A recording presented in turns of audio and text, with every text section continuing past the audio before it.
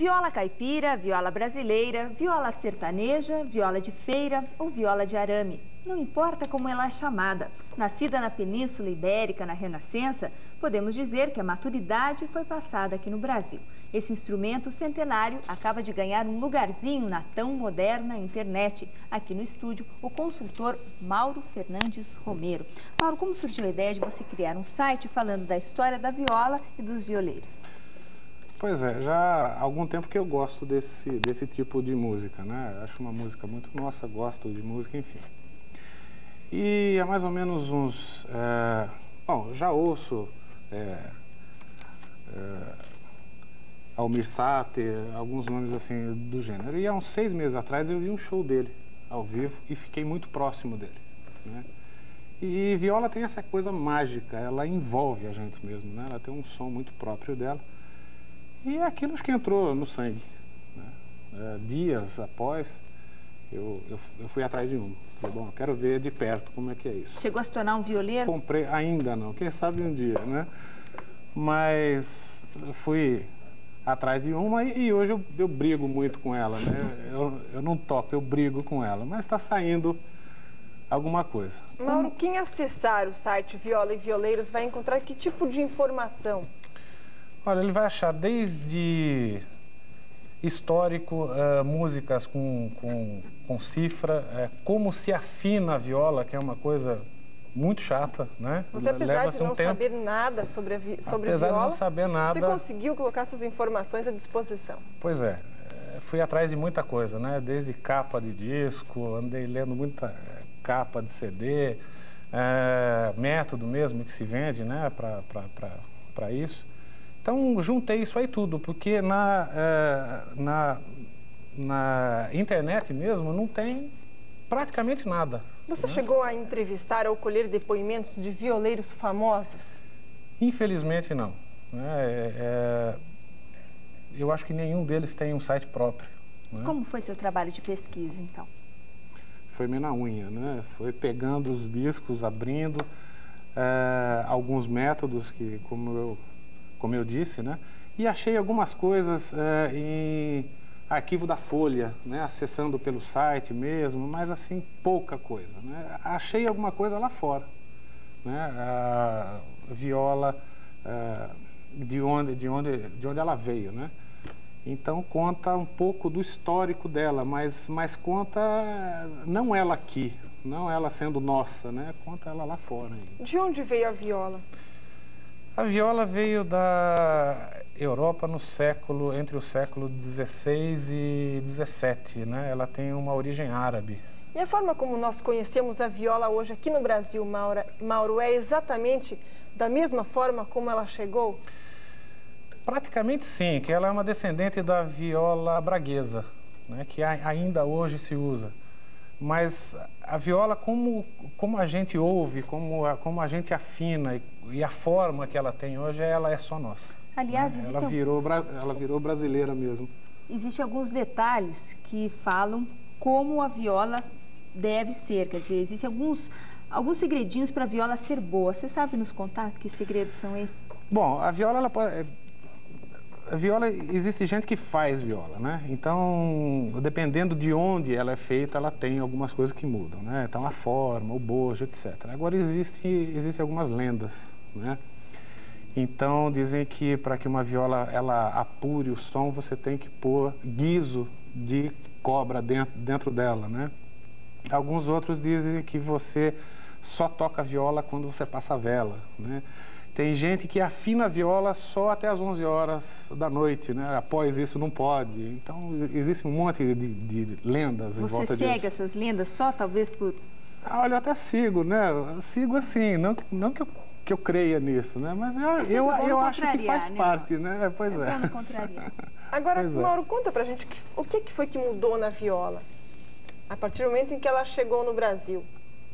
Com quantas cordas ela chegou? Ela chegou com as 10 cordas já, né? O que ela mudou é que essas cordas elas eram feitas de arame, né?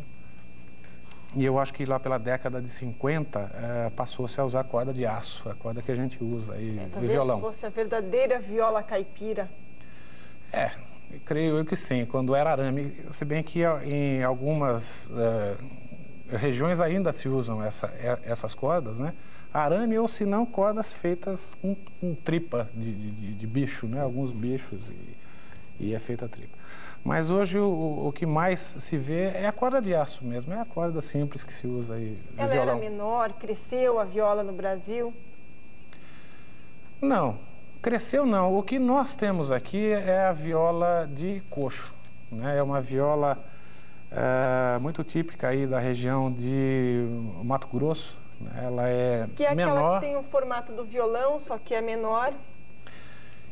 Não, essa é a típica mesmo, né? Essa de bojo, ela seria mais ou menos uns 2/3 dessa que a gente vê. Algumas têm só 4 cordas com 3 trastes, né? E o bojo, uma coisa muito assim que a gente nota de uma forma até fácil, é que o bojo ele tem um tampo fechado, né? É sem aquela abertura. Mas o que ela mudou mesmo, essencialmente, acho que muito pouco. Muito pouco do que ela era quando veio até hoje. Acho que não foi tanta Existe um alteração. material especial e específico para se fazer a viola? Existe, é quem faz a viola. Eu acho que a arte de quem faz a viola, né? Tem aí um violeiro que faleceu há alguns meses, que é o Zé Coco do Riachão. Ele fazia as próprias violas, né? Então, acho que existe, além da arte do toque, existe uma outra arte que é de fazer a viola. Não perdeu essa característica artesanal ainda? Não. É bem típico, né, Mauro? A maioria dos violeiros acabam fazendo, se apaixonando tanto pelo instrumento, que acabam fazendo sua própria viola, com suas manias, seguindo as lendas que acham mais importantes. Mas além da viola, você acabou desenvolvendo outros sites na internet, inclusive já ganhou vários prêmios, não só aqui no Brasil, mas como fora daqui, né? Eu faço sites, né? Eu tenho uma empresa que mexe com isso já há algum tempo. Internet eu já estou nesse meio há aproximadamente 8 anos. E eu tenho um site em que você encontra informações sobre tudo que é típico nosso, né? Então, Por exemplo, Mauro? Exemplo, você vai achar nesse site regiões, né? Então você pega Centro-Oeste, região Sul e tudo que é típico de cada um deles. Então, danças, lendas, contos, etc. Quase um guia turístico. Praticamente. É um Almanac Brasil. É um Almanac Brasil, exatamente. É esse o nome. E ele deve ter, ele não é um site que tem informação em si, mas ele te leva a outros sites, né? Ele deve ter de sessões aproximadamente umas 30 e por volta de uns 2.000 links. E a parte gráfica dele tem muito a ver com a nossa terra, o nosso povo. O que mais que as pessoas podem encontrar no Almanac Brasil? O que mais pode achar lá? Literatura, por exemplo, tem por volta de 500 links sobre esse assunto. Museus também tem vários links, não me lembro o número. Mas através desse site é possível se conhecer vários museus do Brasil, por exemplo? Vários. Alguns até que a gente nem ouve falar sobre ele, né? E ele existe e está lá na internet. Na internet, e eu fiz esse link. Em quanto tempo você acabou fazendo esse Almanac Brasil? Olha, ele já tem 2 anos. Tem 2 anos, está contando com aproximadamente 920 mil acessos, né? E ele já me deu alguns prêmios, né? Quais foram esses? Nacional, devo ter por volta de uns 30 no site, né? Internacional, que é um número maior, por volta de 40 prêmios. Por que você acha que é maior o número de prêmios internacionais do que os nacionais? Eu acho que é pelo fato de ter mais acesso lá fora, né? Acho que internet lá fora é mais fácil do que aqui. Aqui ainda hoje esse acesso ainda está preso a uma certa classe, ainda o micro é caro, o acesso é caro, a linha é cara, agora, etc. através do Almanac Brasil, é possível se chegar ao site da viola? Certamente. Quando se fala da música brasileira? A primeira página, quando você entra, a primeira página já fala sobre ele, já tem a a imagem, né? A mesma que segue o site da E ocorre o contrário também? Da Viola nós conseguimos também ir até o site do Almanac Brasil? Consegue. Sim, porque eu creio que eles façam parte do mesmo bloco. Né? É o mesmo assunto que eu falo, né? Mais do que um trabalho para você. A cultura brasileira. É uma paixão? É um hobby? A cultura brasileira é. Eu digo a criação dos sites, é um hobby? Olha, não é um hobby porque eu faço isso, é o meu meio de vida, né? Mas é uma coisa que eu faço, eu gosto do que eu faço. Eu acho que envolve toda a parte de você, assim, para você criar, né? Eu estou livre ali, eu tenho uma ideia e ali eu parto para dar forma nela, né? Como ela vai ser, né? E isso nem sempre é fácil. Por exemplo, uma página que que você perde um tempo imenso, perde entre aspas, né? É a página que você vai acessar o site. É a primeira página, é a cara do teu site inteiro. É ali, é aquela página que manda, assim, quem faça acesso, eu sigo em frente ou não. É aquela página que vai chamar alguém para ver o site todo, né? E alguns nomes regionais que nós temos aqui, Paulo Freire, Ivan Vilela, Mazinho Quevedo, quem acessar a página que fala sobre a viola vai encontrá-los lá dentro? O Ivan vai, o Paulo Freire vai, o Mazinho, eu não achei nada sobre ele.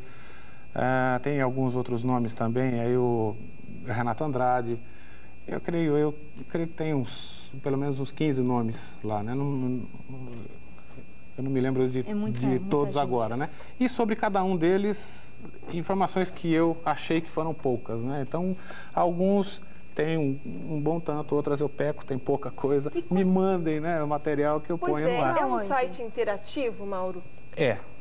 Tanto ele é interativo. Da Viola quanto o Almanac Brasil? Os dois, você pode fazer acesso e você deixar alguma coisa lá dentro nesse site, né? Tem uma página que você preenche e na mesma hora que lá já está no ar. Você pode pôr a sua parte. Dar a sua contribuição.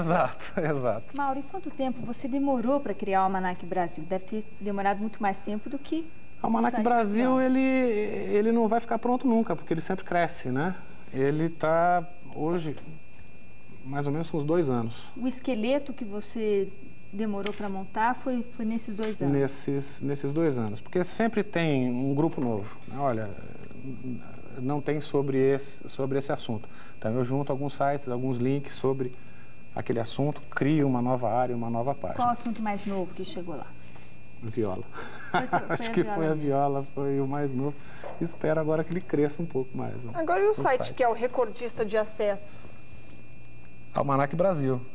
Tem 920 mil acessos. Você tem ideia de qual é o assunto, Mauro, mais procurado, mais pesquisado dentro desse almanac?